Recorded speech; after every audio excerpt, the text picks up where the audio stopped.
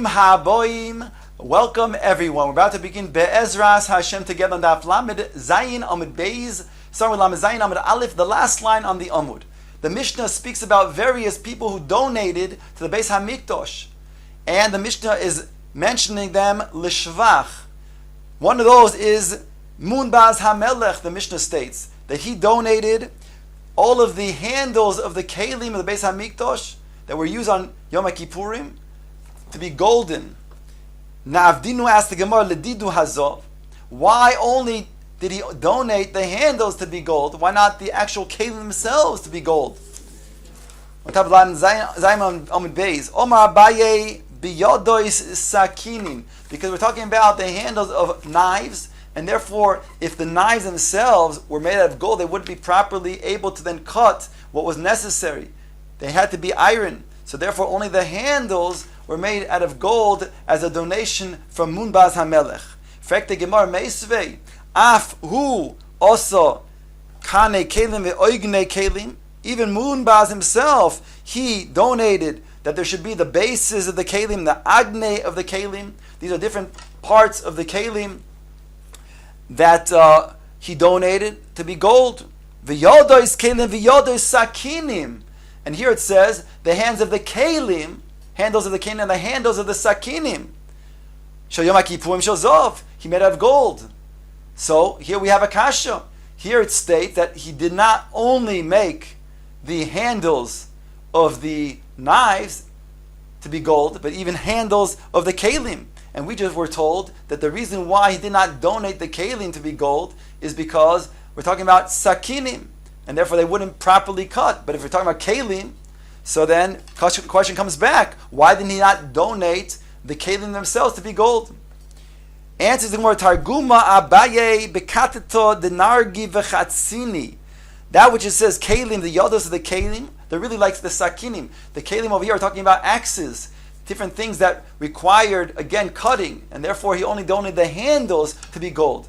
But l'chara, we're still left with the question, because before, in the beginning of this brisa, it states, the kane kelim, the oigne kelim, the bases of the kelim, and the oigne of the kelim, they also were donated to be gold.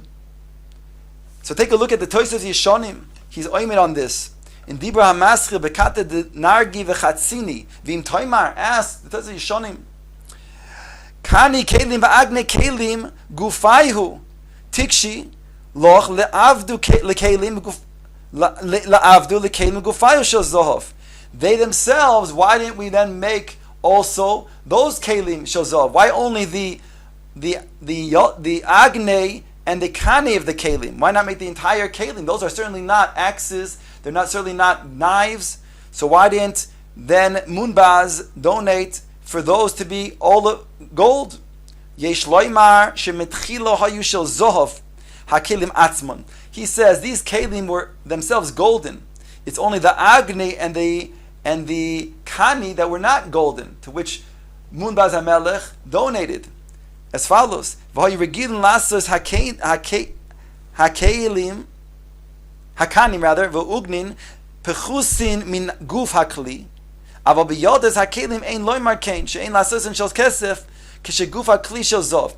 He explains like this. He says that really on the, let's say, the kani kelim. So those kelim themselves were made out of gold. The kanim, which were like a separate piece of the base, that was not made out of gold, because that wasn't really the essential part of the kli.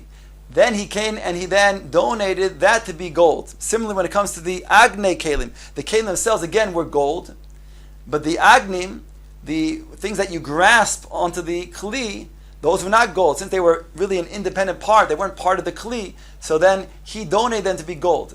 Mashenka, when it comes to a sakin or another keli that it has one piece, so the essential part is the handle itself. So therefore, the handle itself is what he donated, but the kli itself was not gold. So over here, these kelim were, yes, golden beforehand, and he now donated on top of that the agnim and the base, the kani, to also be gold. The Mishnah states that Hilni Hamalka donated a chandelier, a golden chandelier, that was situated in place on the entrance to the Heichal, and the moment that the sun began rising by the nates, hachama, it would shine on the chandelier. Tana, the Brisa indicates and explains, B'shosh hachama zorachat, the time that the sun shone, nitzoitzes yoitzi mimena, there was rays that came from it and hit the chandelier. V'akol yoidim shegiya zman Kriya Shema, and everybody knew that was the time for Kriya Shema. Meisve asked the Gemara, Hakare es shma shacharis im anshe mishma anshe maimid lo yotza. Those who read Kriya Shema at the time that the anshe mishmar, those kohanim who are involved in the avodah that week, or the anshe maimid, those are the Yisraelim who are shoimrim on the and standing by the karbonos tzibur as representative for the rest of Klal Yisrael. Lo yotza, a person says Kriya Shema together with them, is not yotza here, means lo yotza in the ideal time to say Kriya Shema, which is by the Neitz HaChama. Like Rashi points out, Kidetanya mitzvasa im ha-Neitz HaChama. It says in the Gemara in Brachos. Mivnei she'anshe mishmar mashkim v'anshe maimed macherim. The Anshe Mishmar, they say Kriya Shema earlier, and therefore they're worried that they make sure that they do it before their avodah. They shouldn't be held up except Kriya Shema. And the Anshe Maimed, they say it right after the Korban Talmid. So they are saying it a bit later, but they're both saying it in the correct time. Only it's saying those who say Kriya Shema with them will not say it in the ideal time. So the Gemara is asking, well, why not? Hooray, the people, they should say the Kriya Shema when they see that the chandelier begins shining. If we just said that the beginning of the nates is when the sun then shines its rays on the chandeliers, then everybody knows that it's time to say Kriya Shema. So why over here are we saying that they're not going to say it in the ideal time? Omar Baye is not talking about them, it's talking about the Shar Amma de B'Shalayim. Indeed, it does shine on the chandelier in its ideal time, right in the beginning of the sun rising in the nates. But for the other people in the Azara, that will be the indication to them that he has man to say Kriya Shema in its most ideal time. But again, as the Brisa says, not a stira, those who do say Kriya Shema with the Anshe Mishmar, the Anshe Maimid will be saying it a little bit either earlier or later. Afi also tavla, the Mishnah quotes that Hilni Amalka also made a tavla, a golden tavla for this soita. Explains the Mishnah, the Gemara, Shmas Mina Koisvin Megillah Letinoik Lislameid Ba.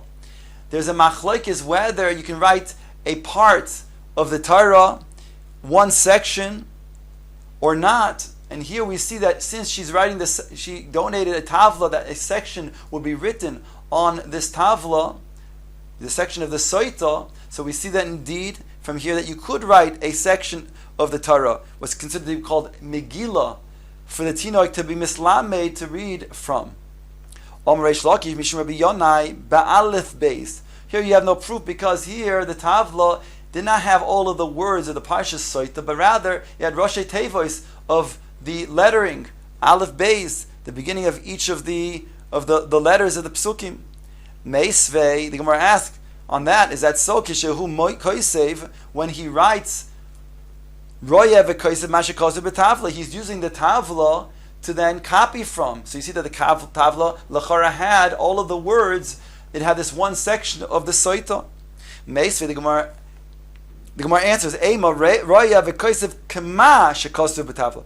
Say that it means that he sees and he writes what is like to be written in the Tavla. That means to say he uses those Roshei Tevois that are on the Tavla to then be an indication to him what are the words he's supposed to write down.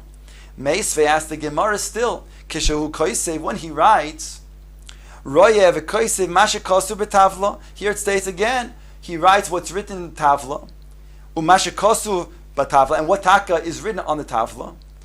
It's written, Im Shechshochav, Ish Oisoch, V'im Lo Shochav, Im Satis, Im Lo Satis. Here this is a paraphrase of the Psukim, but basically it's saying, if she lied with this man or she did not lie with him, if she was alone and turned away to be alone with this man or not. All of these things are in our lechara, the wording of the parsha that we're talking about. So it indicates over here that he is copying the parsha itself. Gemara says, no, hasam b'seirugin. Here also is b'seirugin. And Rashi explains that depending on the pasuk, it starts with one letter of the pasuk, and then that is an indication for the rest of the pasuk. Then it goes to another pasuk, and then one letter, which is then an indication for the rest of that pasuk until it finishes the parsha of Soita. Aleph. Nicanor nasu nisin l'soisov.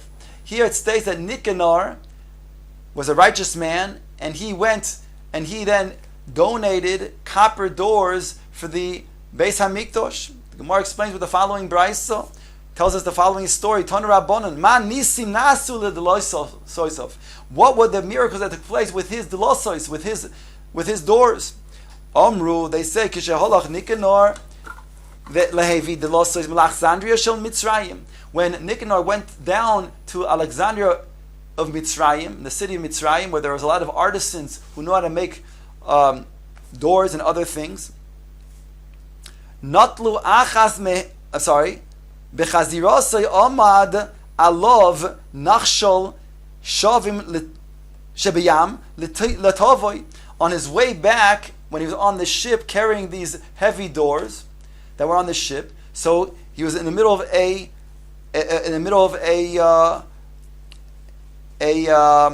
storm, and it says over here that storm was going to cause him and the ship to go down, to be sunken. Notlu achas mehen v'hitilu liyam. The people on board, the captains, they took one of these heavy doors and they threw it into the yam in order to make the boat lighter. V'adayin still lo noch hayom mezafoy. But it states over here that even after throwing this one copper door into the yam, still the storm did not quiet. It still was enraged. Bikshu lahati les chaverto. The captains, they wanted to take the second door and throw it overseas. Omadhu ukarcho. He stood up, Nicanor, and he hugged that door. Omalem, he said to them, Hitiluni ima, then throw me over together with that door. I'm not letting you throw the door into the sea. Miyad nach hayom beza'afoy. Immediately, the sea, stopped its rage. V'hoyim mitztayal chaverto. It's still Nicanor. He had distress that they threw out the first of the doors into the sea. Kivan she'igia l'nemelo shel Akko. Once he arrived to the port of Akko, hoysa mevatzpetzes v'yoytza mitachas doifne asvina. A miracle took place, and the first door that was thrown overseas was really on the bottom of the boat, and it was peeking from underneath the boat when they arrived in Akko. There is another version that says what the miracle was. There was a certain sea creature who swallowed this door and then spit it out onto the dry land. This is what Shlomo HaMelech states. Karois bateinu arozim rahiteinu beroisim. The beams of our houses are rozim, cedar wood. Rahiteinu beroisim. Our doors are of the different type of wood called beroisim. Al tikra beroisim ella berias yam. Lefikach kol hasheorim shoyi b'mikdash nishtanu liyoshel zohov chutz mishari Nicanor mipnei shenasu bo nisim.